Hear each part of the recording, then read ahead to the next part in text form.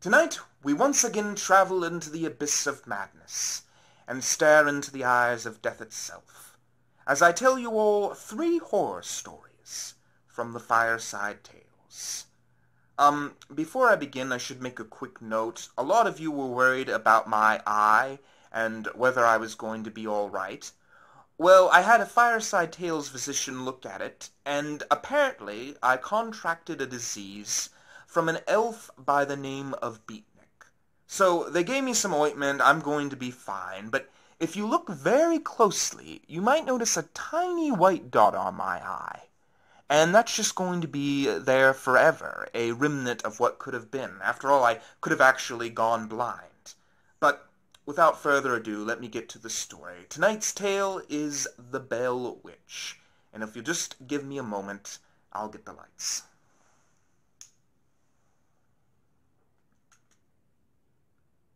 John Bell was out working in his garden one day, when from the corner of his eye he saw a dark shape approaching him. He looked over and saw a dog standing there. Only it wasn't quite a dog. It had a head like a rabbit, and a tail that was almost feathery. And he was very frightened. He reached for his gun and he shot at the dog, and it whimpered away. And he went home thinking nothing more of it. But after this, strange things began to occur at the Bell's residence. The girl Betsy went out to do the laundry one day, and she saw a giant bird fly away. Then inside the home of the Bells, they heard a woman's voice and laughing, and the furniture would move on its own, and the children reported being pinched and kicked and hit. And John Bell wanted to keep this whole thing a secret. He didn't want all of Red River thinking him a fool. But finally, he went into the confidence of one of his friends, Al Johnson, a priest. And the priest came over, and he saw all of these things himself. And he yelled out to the witch, "What in the Lord's name are you?" And there was silence, and nothing else happened that night. But after that, word got out that there was a witch at the Bell's home. And people came from miles around to see whether it was true, and a lot of them didn't leave disappointed. People reported having their hands shaken by an unseen force, and some people reported that their legs would get so heavy that they were like lead and they couldn't stand up. And eventually word got around to a man named Andrew Jackson. And Andrew Jackson came down to investigate in his carriage. And as they were coming up, the carriage stopped all of a sudden. And the men all got out and they tried to move it, but it wouldn't budge. And finally they heard a woman's voice say, "Well, I'm done for now. I'll see you tonight, Andrew Jackson."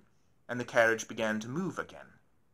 Oh, well, anyways, Andrew Jackson went into the home of John Bell, and as they were talking, one of the men that was with Andrew Jackson said that the reason why the Bell Witch hadn't attacked them was because he happened to have a gun with a silver bullet in it, which could kill witches.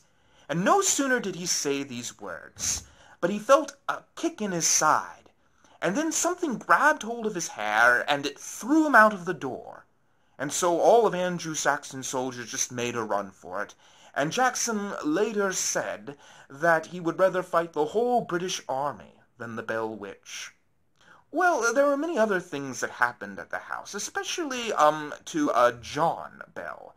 The witch was constantly saying how she wanted to kill him, and the Bell Witch could often say things that she couldn't have possibly known, rumors from other towns, and she would often communicate from far distances away, and the people would say that they heard her in those locations, like in England. But eventually, old John Bell became ill, maybe from all the terrors that he was seeing every day, and he died. And as the family was clearing out the shelf, John Bell Jr. found a strange vial in the cabinet, and he poured it into the cat's bowl, and the moment it drank it, it died. And John Bell threw the vial into the fire, and it burst into blue flames. And he heard the Bell Witch laugh, saying she had killed John Bell at last. And even at his funeral, she was singing songs and laughing away. Although I should mention here that we here at the Fireside Tales do not believe that the ghost actually killed John Bell. Ghosts aren't supposed to be able to kill people. And we have in fact another suspect, but I'm not going to mention any names. I don't want to get myself into any trouble. But let's just say I feel completely confident the Bell Witch did not murder John Bell.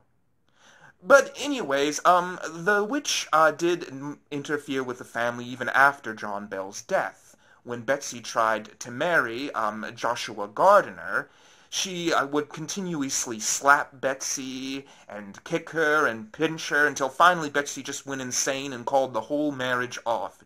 Ended up marrying another man, a prowler.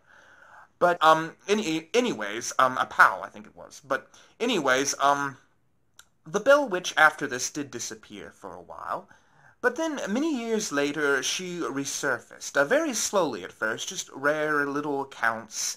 People would see men in dark clothes with lanterns in their hands walking at the Bell residence, and they would hear children laughing, and people would see orbs floating around in the air and find pictures with strange apparitions in them. And there's even one story that I took an interest in, of a man who was going down the road and he ran out of gas.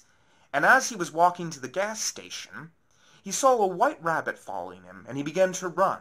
And the white rabbit just began to continue following him faster, and the man ran faster and faster, and the rabbit chased him, and the man was frightened that the rabbit was rabid. But anyways, finally he just ran out of breath, and he collapsed on this old, this fallen down tree.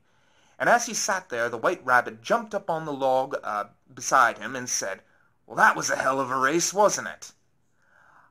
There was also a lot going on at a cave here recently, the Bell's Cave it's called, and apparently people see a lot of paranormal activity there too. One group of people said they saw a woman standing on the top of the cave, and the moment they saw her and she began laughing, they just made a run for it.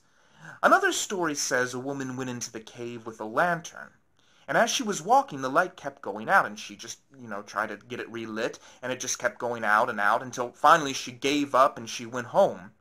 And later she found out there were a bunch of robbers in that cave at the exact time she was there. So she always figured that the Bell Witch saved her life. But anyways, I could go on and on with the stories about the Bell Witch. It seems that more paranormal activity happens there than anywhere else in the world. But I'll go ahead and leave you all tonight with just a little bit of wonder. Just wondering what exactly is occurring here, if anything at all. What do you think is happening? I don't know. But I found as I've looked into the history of the Fireside Tales that it's impossible to entirely destroy the unknown from the tales and just leave the truth. Because the unknown is so much part of a story that if we took it out, we wouldn't have much left. And that is something to think about. Maybe we should just embrace the unknown instead of fearing it. As always, sweet dreams and good night.